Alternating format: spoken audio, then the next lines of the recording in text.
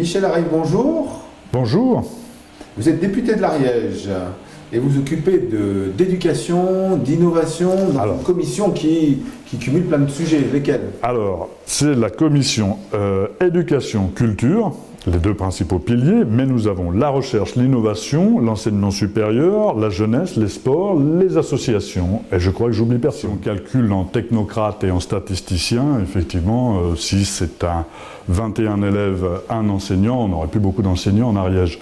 Donc, il faut couvrir l'ensemble du territoire, ou sinon le gouvernement dit effectivement on abandonne, la République française abandonne cette zone de territoire, celle-là, celle-ci, celle-là, et voilà, c'est tout.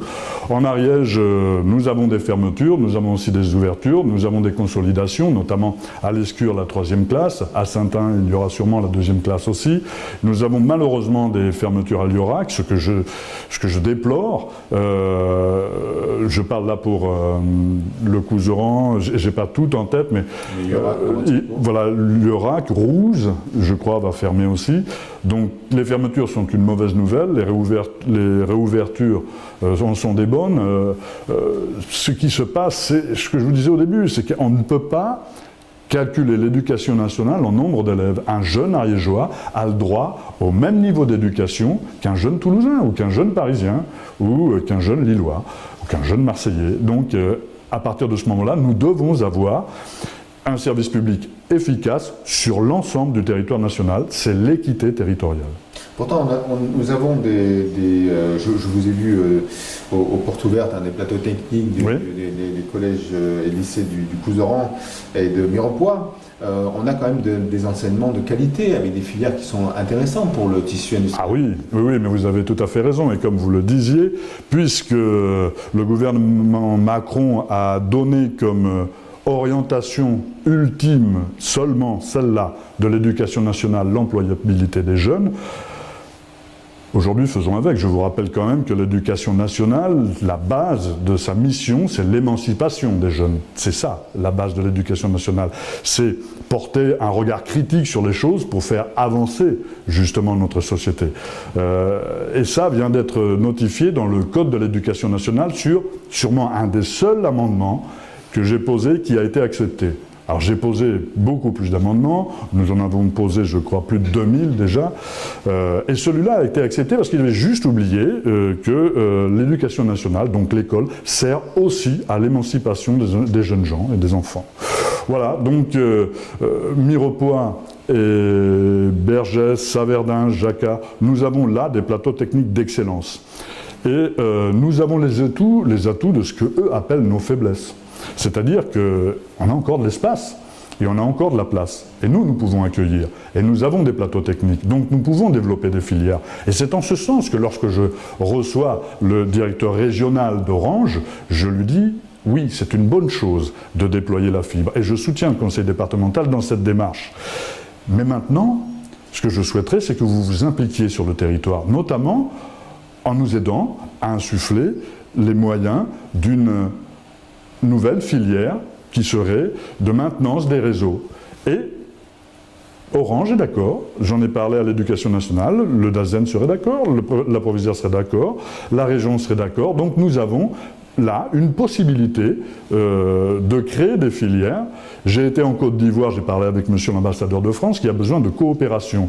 J'étais au Lecta à Pamiers, ils ont besoin de coopération agricole. Nous allons justement développer ce genre de coopération. Ils ont besoin de certification et de former des formateurs en bâtiment au CAP. J'en ai parlé à Bergès, ça peut sauver la filière CAP. Voilà, nous avons, nous, justement les atouts de nos faiblesses. Et ce qu'ils appellent nos faiblesses, c'est-à-dire peu de population, notamment vers Moulis, porte pour nous une excellence notamment du côté du CNRS, qui se place là parce que écologiquement le territoire est viable. Et donc, il y a 50 chercheurs aujourd'hui, et il peut y en avoir 100 demain. Je suis ce dossier aussi. Voilà, nous avons des axes de développement qui portent sur nos pseudo-faiblesses, qui pour moi sont des atouts, mais de véritables atouts. Même en tant que député de l'opposition, nous pouvons inciter, initier, donc être incitateur, initiateur, et souvent agitateur, bien sûr. Alors, est-ce que c'est le sens de votre visite également à l'inauguration du Fab Lab de l'ESAT il y a peu? Oui, mais il n'y a pas seulement qu'un Fab Lab à l'ESAT, on me l'a rappelé à juste titre, et je remercie les citoyennes et les citoyens qui me l'ont rappelé. Il y a un Fab Lab à Oust, il y en a d'autres, je crois, ailleurs, donc je ne vais pas tous les citer, je m'en excuse, mais en tout cas, il y a des pôles de création qui existent en Ariège et qui doivent être soutenus. Mais ce qu'il faut maintenant en Ariège, c'est tirer les leçons de notre histoire économique. Notre histoire économique s'est construite sur des mono-économies sectorisées. Le textile à Lavelanet, les papeteries à Saint-Giron, et lorsque ces deux grandes économies s'effondrent, eh bien c'est la totalité du tissu économique local qui s'effondre. Donc, tirons les leçons de cette histoire pour ne pas se la voir répéter. Et pratiquons la pluriéconomie, c'est-à-dire qu'il faut du tourisme, il faut encore des papeteries, il faut soutenir le textile, ce qui reste du textile, mais il faut aussi d'autres activités. Et il faut donc des Fab Labs, mais il faut aussi d'autres secteurs d'activité qui se développent, peut-être certains qui n'existent pas. Nous n'aurons pas en Ariège de grandes industries qui viendront s'implanter, fabriquer des voitures, des choses comme ça, parce que nous sommes loin des axes de transport, de grandes infrastructures de transport, que ce soit des ports ou des aéroports ou des autoroutes. Donc à partir de ce moment-là, œuvrons sur la qualité plutôt que la quantité, avec des...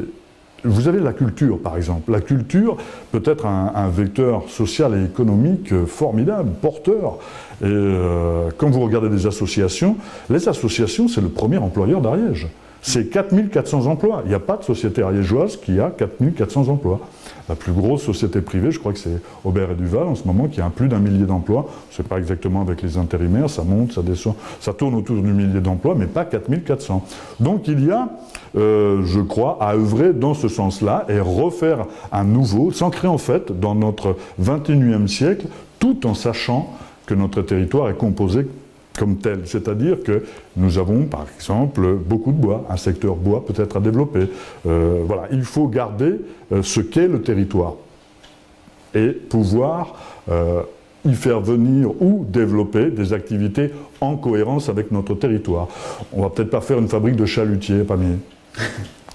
Alors, on a parlé beaucoup d'économie, parce que je vous ai branché sur l'innovation et vous êtes rapidement sur le sujet de l'économie. Je sais aussi que votre cheval de bataille, c'est les services publics. Oui.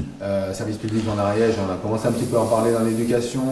Je vous ai vu donc à la Sainte-Barbe, on vous a vu aussi en Côte d'Ivoire avec le premier RCP, Pamiers. Oui. Donc, c'est quelque part les services régaliens, les services publics, l'importance en fait de ces services-là sur notre territoire et au sens national du terme.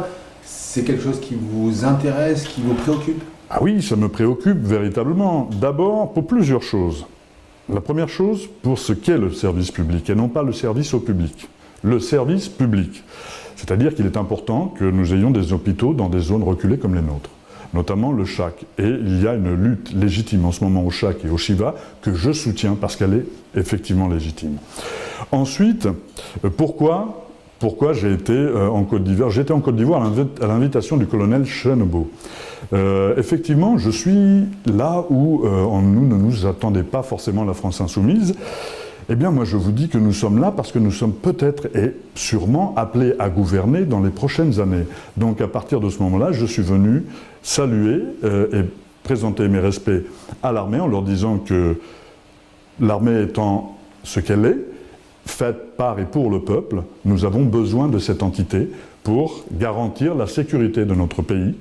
Et idem pour les forces de l'ordre, nous avons besoin de garantir un ordre dans notre pays, un ordre républicain pour aller vers quelque chose de plus de liberté, plus d'égalité, plus de fraternité.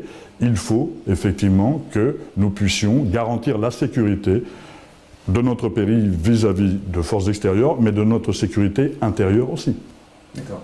Donc pour continuer sur ça, donc on a parlé de santé, on avait dit, service régalien, je crois qu'on a plus ou moins fait le tour. Si, un peu de sport. Oui, d'accord. Le sport, vous savez qu'on a Perrine Lafont, j'ai vu que oui. vous l'avez félicité sur les réseaux sociaux. On reviendra peut-être un peu sur les services publics aussi, parce qu'on a un peu oublié certains... Donc sur le sport, on a une championne olympique qui va être fêtée d'ailleurs demain au Mont-d'Olme. Oui. Est-ce que c'est l'arbre qui cache la forêt en matière de sport? Bon, déjà, félicitations à Perrine Lafont. Voilà une très belle image de l'Ariège, une jeune fille, championne olympique, elle ne fait pas les choses à moitié, bravo à elle. Et puis, oui, on a l'excellence, et puis un grand vide, et puis le monde amateur. Voilà, il y a l'excellence, le professionnalisme, et puis un grand vide, puis le monde amateur. Donc voilà, c'est ce que j'ai signifié à Madame la ministre Flessel sur mon discours en chaire à l'Assemblée nationale. Le projet notamment des Jeux Olympiques n'est pas un projet sportif, c'est un projet financier. C'est un projet de transfert d'argent public vers des sociétés privées, des holdings, que je ne nommerai pas, ça va, elles ont assez de publicité comme ça. Voilà, donc, et en plus, on a là une transcription du droit français. Alors, c'est comme pour l'Europe, mais là, un peu pire, c'est-à-dire qu'on signe un contrat de ville hôte. Et dans ce contrat de ville hôte, on anticipe ce qui va se passer au Parlement, c'est-à-dire qu'on assure qu'on va voter des lois dans le sens du contrat de ville hôte. Mais il y a quelque chose, enfin, en France, qui ne va pas du tout législativement et, je veux dire, constitutionnellement. On vote d'abord les lois et ensuite on dit on est dans le cadre de ville haute, on peut faire. Là, c'est l'inverse. Ces Jeux Olympiques, je suis pour les Jeux Olympiques, j'adore le sport, vous le savez. J'aurais pas pris cette commission sinon. Mais le problème, j'adore le sport pour ce qu'il est, pour la cohésion sociale. Pour moi, le sport, c'est pas seulement un flux financier. C'est pas Neymar et 222 millions d'euros, le sport. C'est des millions de personnes qui le pratiquent quasi au quotidien. Voilà, donc ce que je veux vous dire, c'est que si ce plan des Jeux Olympiques avait été appuyé sur un développement mais national du logement ou d'autres choses, et notamment de l'accessibilité au sport. J'aurais dit bravo, c'est bien, mais ce n'est pas du tout le cas. Il va y avoir des pôles d'excellence, notamment en Seine-Saint-Denis, à Paris, un peu à Marseille, et voilà, le reste du territoire regardera par la fenêtre ce qui se passe ailleurs, ou surtout à la télé. Alors voilà, donc 6,5 milliards. J'ai interrogé Tony Estanguet sur le dépassement. Il m'assure, et c'est dans la boîte, qu'il n'y aura pas de dépassement. Je pense que c'est déjà trop tard, à mon avis, rien qu'avec le projet Grand Paris. D'ailleurs, lui-même se pose des questions, puisqu'il a posé à Monsieur le Premier ministre et à Monsieur le Président de la République. Et là, on est dans un ministère qui suit la feuille de route de M. Macron, président de la République, c'est-à-dire que le paradigme principal du gouvernement, c'est la finance et l'économie. L'humain, lui, c'est la variable d'ajustement de ces politiques. Donc voilà ce qui se passe. C'est-à-dire qu'on a regardé les Jeux Olympiques dans le sens financier du terme, et quelque part, à ce qu'il paraît, il y aura des sportifs qui concourront. Alors, vous vouliez revenir avant qu'on se quitte sur les services publics, je crois, ou c'est bon Oui, non, les services publics, il y a l'école, il y a les hôpitaux, mais il y a aussi les trésoreries.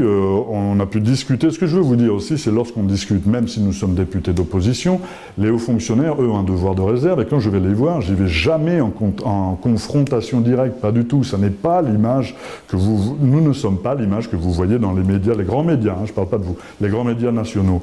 Nous n'avons pas le couteau d'entre les dents, bien au contraire. Sinon, je n'irai pas voir le premier RCP, sinon je ne discuterai pas avec monsieur le directeur général des finances de l'Ariège, et on n'aurait pas la suite, on aurait peut-être eu justement la fermeture du match d'asile, des fermetures à Saverdin, à Mirepoix, et ça n'est pas le cas. C'est-à-dire qu'en discutant, on peut essayer de voir comment faire pour pouvoir pérenniser des services publics. Parce qu'aujourd'hui, notre situation est telle que nous la connaissons aujourd'hui, le paradigme il est financier. Si on change de paradigme et que nous passons notamment à une 6e République et que le paradigme devienne à nouveau quelque chose de sociétal, d'humain et d'environnemental, alors il nous faudra des services publics. C'est pour ça qu'aujourd'hui, je demande à ce qu'on n'insulte pas l'avenir.